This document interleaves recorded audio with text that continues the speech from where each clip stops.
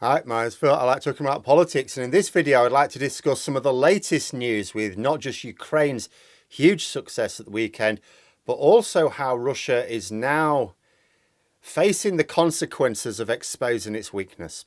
It's shown itself to be weak and is now facing some serious problems. And some of Russia's problems are our problems as well. But first, if you'd like to be notified of daily news and politics, please subscribe to the channel and click the bell notification icon. So whenever I've talked about the Ukraine conflict with Russia, there's always a certain number of comments dismissing it all. You don't know what you're talking about. Stick to talking about what you know. What they mean is stick to talking about what you want to hear. The thing is, I'm not an expert in Ukrainian politics, Russian politics, or wider, global politics or military matters. This is why I follow people who are.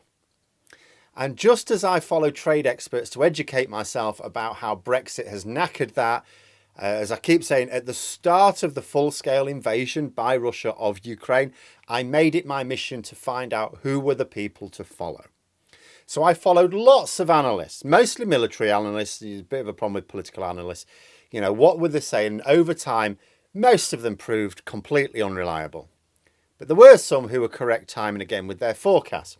And that's the thing about military analysis as opposed to political analysis. It's a fairly exact science. Political analysis can go wrong all the time because you're trying to extrapolate events that are being driven by politicians. And politicians are some of the most emotive, illogical, irrational people in society.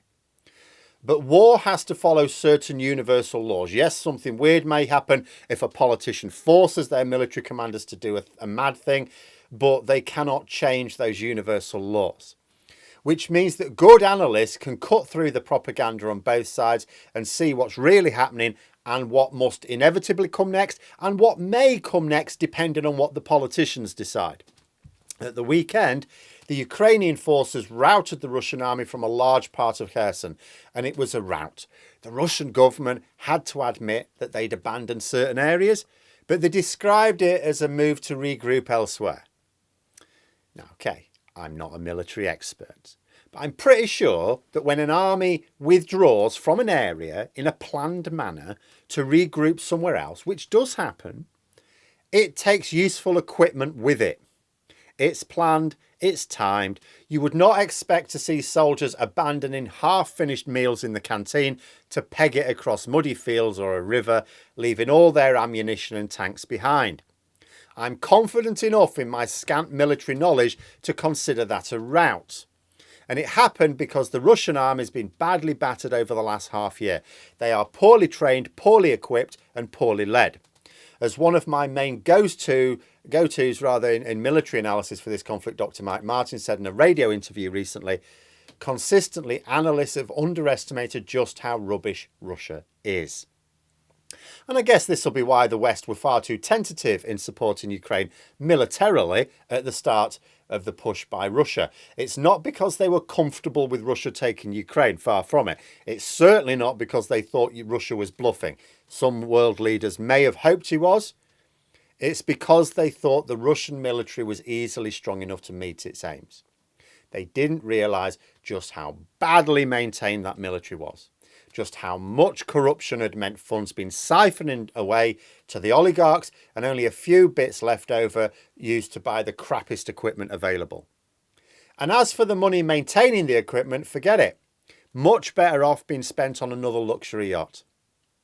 But Russia's exposed itself, and exposed itself badly. And a worrying development, I'm now seeing reports of Azerbaijani attacks in Armenia.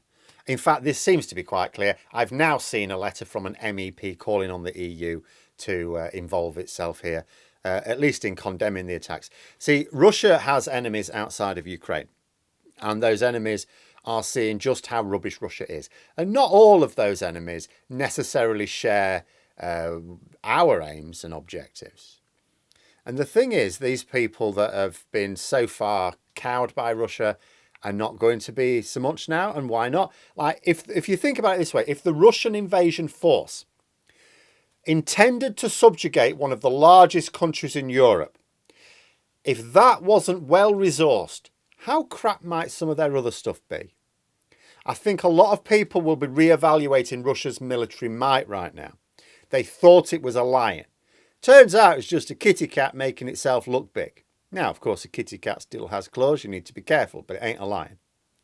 And Russia may soon be fighting on multiple fronts. You know, so many military campaigns in history, haven't they?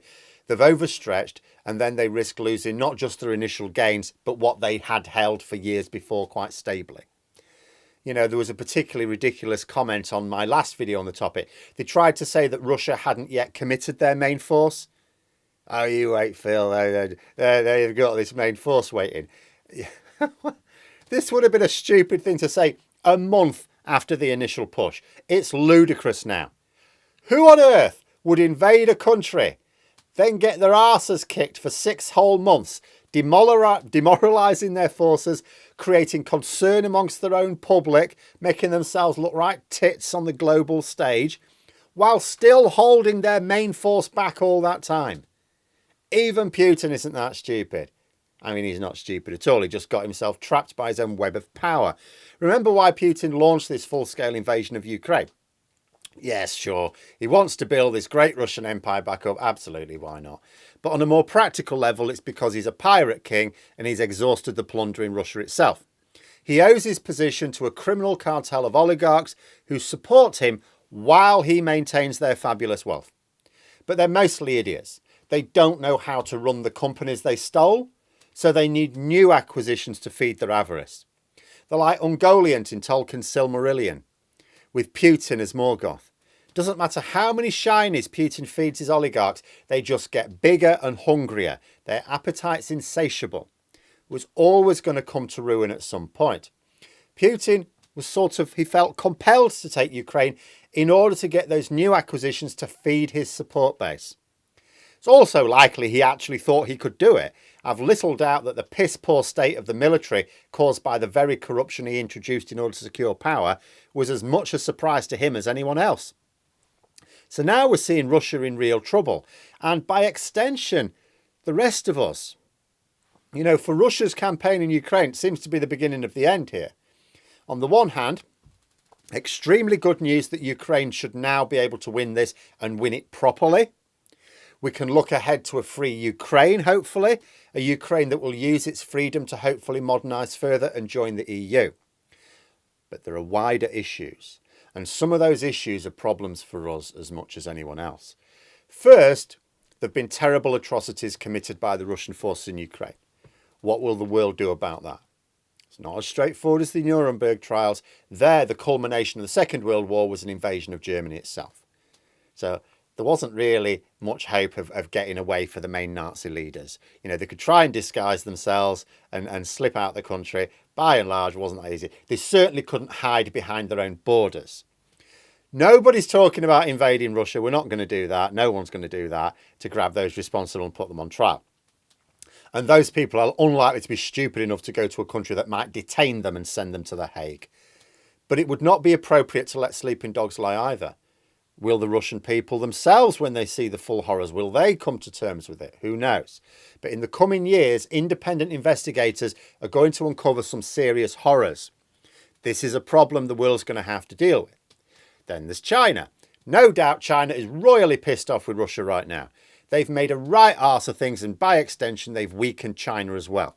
Just as we think of Europe and North America, with a few others forming a Western axis of power, there's also a Chinese-Russian-based axis as well. A major blow against this has the potential for some global rebalancing. And if you're on the side of the West, you look at it, oh, that's good, we're against them, aren't we? It's like, well, we have different views on things, very different views. It's not always a good thing, because it creates instability, power vacuums. And although nature abhors a vacuum, authoritarian nut jobs seem to be able to fill these vacuums all the time. When these vacuums are created, as the vacuum that was created when the Soviets were kicked out of Afghanistan, was that filled up by people who had the best interests of their country? No, it was not. Now we're seeing Armenia being attacked because Russia is seen as weak. So there's a destabilising impact on this as well that, again, we should deal with, probably won't. And yes, I'm getting ahead of myself here in terms of some of the things that have to be dealt with. The conflict in Ukraine is far from over. Still a huge amount of Ukraine to recapture. And then the work of securing their borders properly. But surely Western leaders need to be thinking about the aftermath of this conflict. And as I say, some consequences of it are happening now. Innocents are suffering now as a result of Russia looking weak, because not everything Russia has done has been necessarily bad. So world leaders need to, at least privately, be looking at trying to avoid the mess that, let's face it, we always make at the end of all military conflicts, or have done for generations. But those are my thoughts. Let me know yours in the comments below. Hope you found the video interesting. If you did, please click the like button. If you'd like to support the channel further, the join button for memberships. And until next time, I'll see you later.